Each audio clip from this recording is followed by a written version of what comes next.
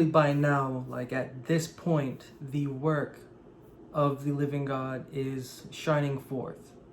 And it's shining forth, as it says, clear and clear as the day dawn, to enlighten the path of the just. The path of the just, says the Bible.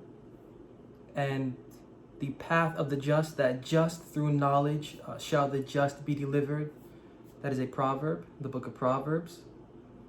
And if it again says, my righteous servant shall justify many through knowledge, then the justification that we have been reviewing thus far in the language and in the context of the Bible, hopefully it is shining forth to show what the path of the just is. And the path of the just is a path toward marriage. A path toward marriage. A union between the human being and the devotional being.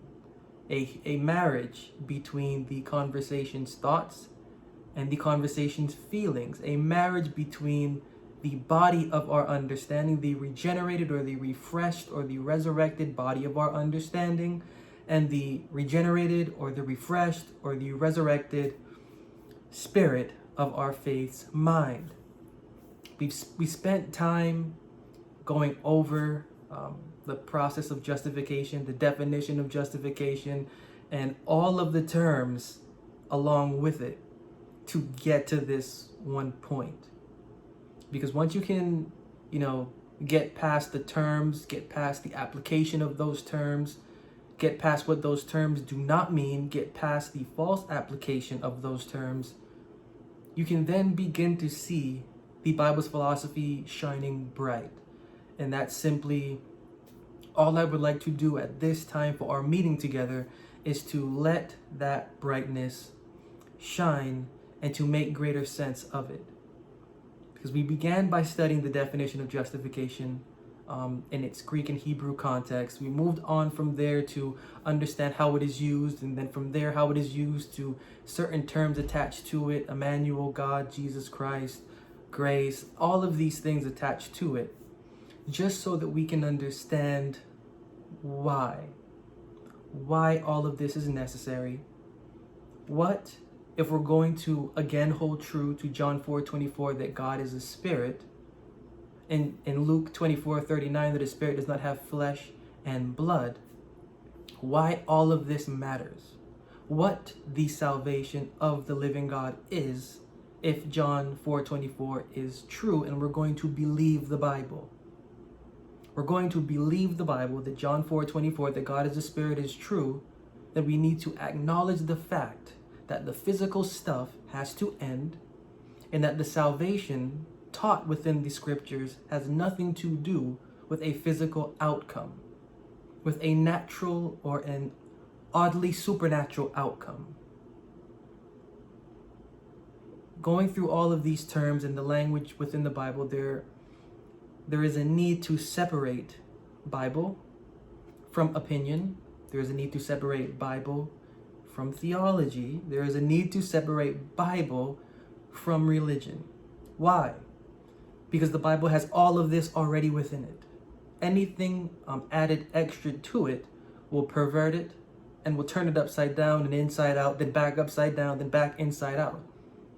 To take the Bible for what it is, which is what we have been doing patiently and temperately, to take the Bible for what it is, to take its terms for what they are, to look at them in the context that they are used within the scriptures, is to get an understanding and is to develop a confidence in what these things are saying, so that we may rightly apply them to where we are at in our journey, both human and devotional. So where we are at, we can apply them and continue to apply them and continue to grow familiar with them while examining them and while putting them to use. Doing all of this. I don't know how much Bible we're going to get into at this point for this meeting, but doing all of this, it's for the purpose of us getting to know our character, getting to know our faith's thoughts and feelings, getting to know the spirit of our faith's mind. And why? Like, why? Why put us through a process of passing through a false experience, and then if we're lucky, if our heart, I shouldn't say if we're lucky, if our heart is as genuine as we believe it to be, we will then come to learn of that untruth, to stumble and fumble through an environment that we do not know, a course of learning that we do not know, a philosophy that we do not know, a direction that we cannot see, just so that we can arrive at something we can know, see, and remember to exercise. See, the Bible is different. The Bible is different. The Bible is different because its philosophy holds self accountable in the sense of putting that self in relation to a self that is greater than it.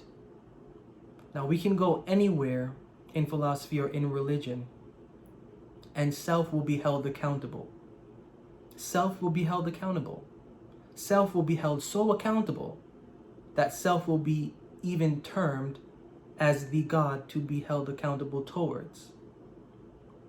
The problem with that is that self as God is only acting as an instrument of catastrophe, an annihilation against its own self, because there is no salvation within self. There's only a repeating circle of getting so far good and then going so far back, and then getting so far good and then going so far back. And albeit that's an experience, and that can be a learning experience, but that in and of itself is too repetitive, and we will get nowhere believing that self is the end all be all. The Bible, on the other hand, from everything that we have been learning, holds self accountable by a particular name. Now, our self, it comes nameless. That's why we, at some point, I need to find myself. I need to find me. I don't know who I am anymore. I need to find me.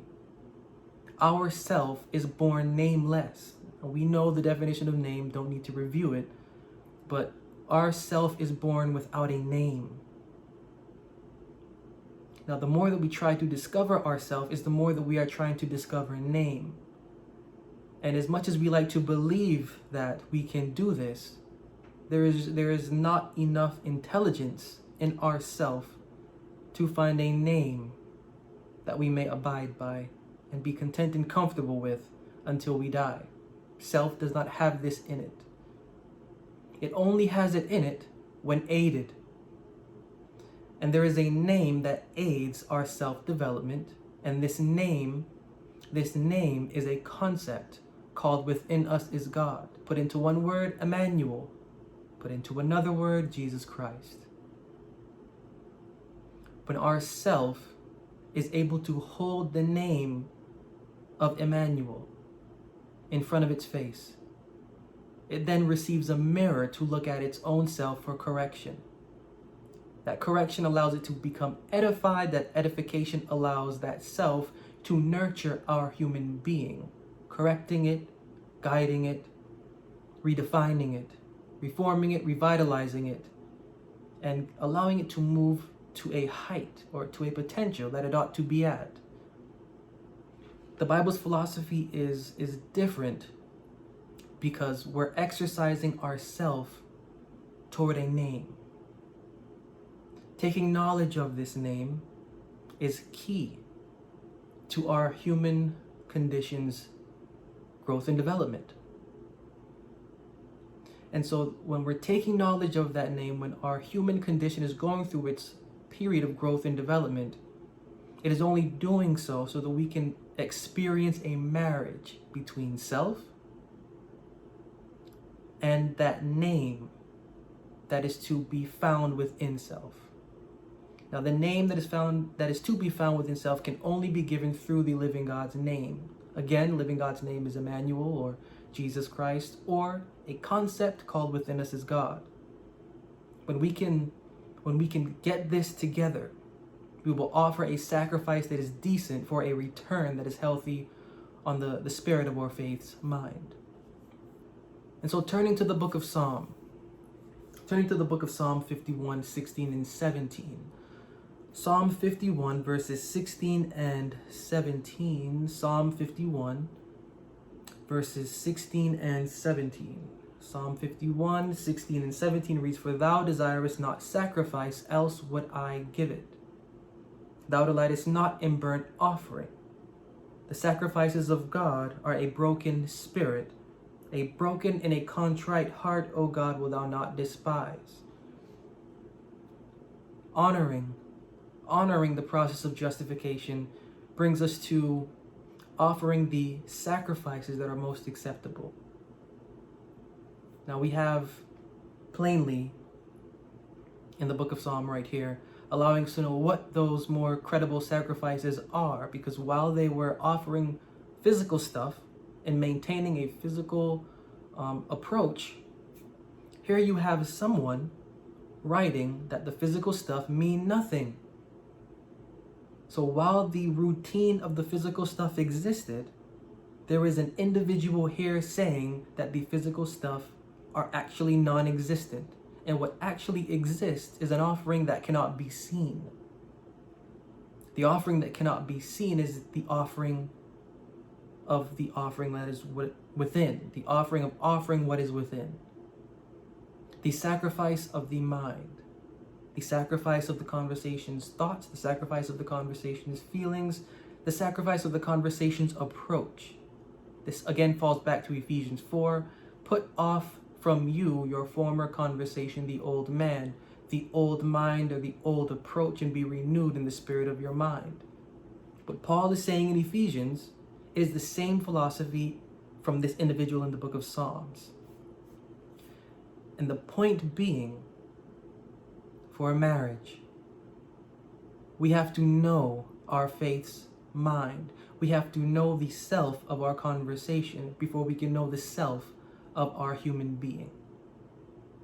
We have to know the self of our conversation first, and then we can know the self of our human being. Why?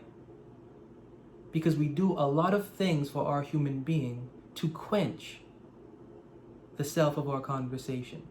Quenching the self of our conversation, we feel as though the self of our human being is filled.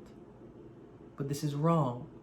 It will never be filled, which is why we continually run to home after home, or church after church, or pastor after pastor, or media outlet after religious media outlet to fill the hole that is within.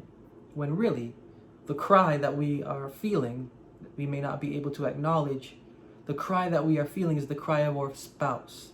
That is the cry of our spouse. Our spouse wants attention, and instead of us giving it the attention it deserves, which is mental activity with the words within the Bible, we're running to other minds to have other minds dictate to us the mental activity we should be doing. And so our inwards are never going to be filled because we're not giving a right sacrifice. A broken and a contrite heart is the right sacrifice to give, but who will be humble enough to do that for themselves? Right? Because it comes down to humility at this point. Knowing the process of justification, understanding its terms and its language, understanding the standards by which our conversation must abide by, it then comes down to humility. Who is going to humble themselves to willingly walk without knowing where they are going, and to exercise faith that the Creator will provide for them a meal? Not them physically. Provide for our faith a meal. Who will exercise that humility to give a sacrifice that cannot be seen, but that can only be acknowledged inwardly? It comes down to humility. Because if we can humble ourselves to do this, we will actually know the spouse that has been crying for our attention. That spouse being the spirit of our faith's mind. If we can put everything aside, if we can quit the physical stuff, if we can quit what we think we know, we will finally be able to see our spouse's face and get to know that spouse for the marriage that we were originally supposed to have. And so again, turning to the book of Isaiah, Isaiah 57 and verse 15. Isaiah 57 and verse 15. Isaiah 57 verse 15 reads, "For thus saith the high and the lofty one that inhabiteth eternity, whose name is holy. I dwell in the high and holy place with him also that is of a contrite and humble spirit, to revive the spirit of the humble and to revive the heart of the contrite ones." This one verse is everything we have been talking about for like 40 plus episodes. Like, this is in this one verse. If we're looking for what the salvation of the living God is, if we're looking for what the definition of justification is, it is the revival of the humble spirit. It is the revival of the humble spirit of the conversation's conscience or mind. The revival of the spirit or character of the devotional conversation is justification. It needs to be revived because it is currently entrenched in a dead religion, or in a dead practice, or in a dead habit, or in a dead or in a dead approach. Instead of approaching through the physical stuff, and instead of approaching through a routine, a consistent routine and tradition, baptisms, ceremonies, ordinances, theories, handwritten policies, and standards with ordinances, and so forth, to give our conscience steadiness. Instead of that approach, which we have repeatedly seen that this is, at this point in time in 2022, false.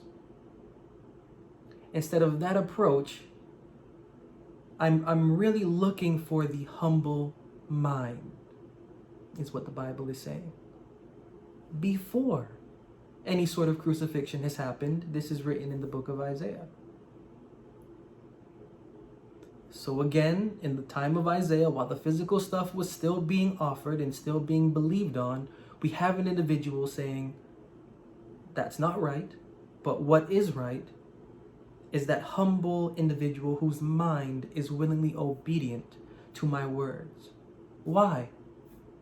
Why is the humble mind that is obedient to my words worthy of my presence?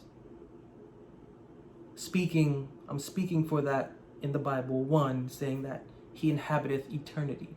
Why is my presence now fit and deserving of the one that will humble their mind? Reason being is because that mind has to be taught. That mind has to be taught, that mind has to be reframed, and that mind has to be engaged with a new approach. Only a humble mind can allow this. Only a mind that is humble to an experience of knowing nothing for understanding something. Only the mind that will humble itself and that will, as it says, lose itself. And we have reviewed this term also. That will lose its life, will gain its life, will gain itself. The humble mind and the individual that will offer that mind to humility, this is the greatest sacrifice that can be offered. Because the one that can do this is the one that will engage justification. Engaging justification, that individual, that conversation will finally meet its spouse. It always comes back to the spouse. It's a lot of terms, it's a lot of language, it's a lot of process. But when you can get past all of that, and when you can grasp it slowly, then you can actually see that the point is for you, is for me, to be able to sit down with myself to understand why my confidence in the living God is relevant. To understand why that relevant confidence is so relevant to me. And what is it founded on? How is it founded on that? Why is it founded on that? And when did that foundation begin, or has it not? These questions we are to know so that we can have something real and concrete before the living God. And so what does that mean? Of course, I've just said what all of that means, but I guess in a plainer language, what does that mean? So in a plainer language, that means environment does not dictate destiny. And that's mind-blowing.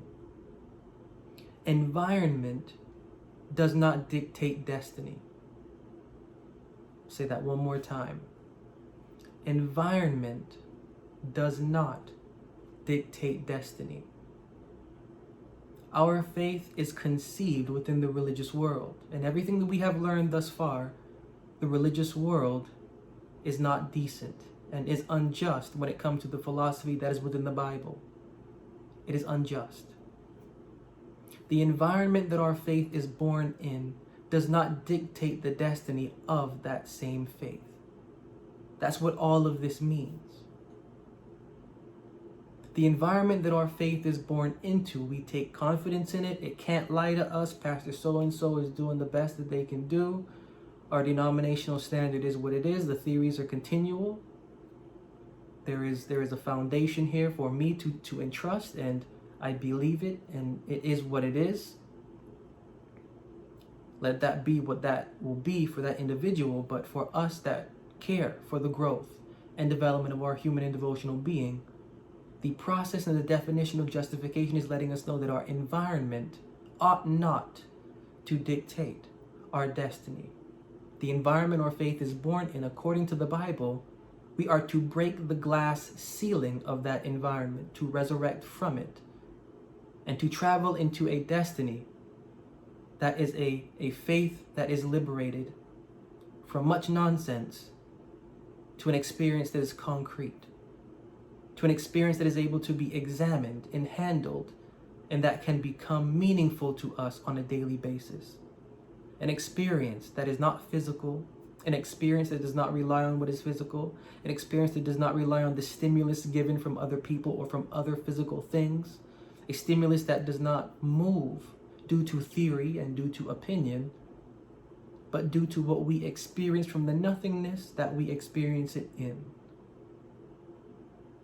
We are to go through a process of birth from the nothingness that we are conceived from the religious world, and we are to go through that birth or that conception of perception within. Again, this is what is termed or phrased the kingdom of God. Again, we have reviewed this, kingdom not meaning kingdom, but kingdom meaning dispensation. This is the dispensation of the living God's benevolence. This is the dispensation of Emmanuel. This is the dispensation of within us is the living God's name. And it is all for the purpose of marriage. When we enter into our environment, into our devotional environment, whatever age we are, whatever year, whatever time, whatever season of life, whenever we enter into this, our faith, into the religious world, we are entered into something that we believe we are supposed to be married to. We're taking the religious world to be our spouse. What we don't know is that what led us to have any kind of confidence was our spouse, the spirit of our faith's mind guiding us, the spirit of our faith directing our intention to grasp onto something that is beyond us, due to whatever we have or are and envision us going through. That is our spouse.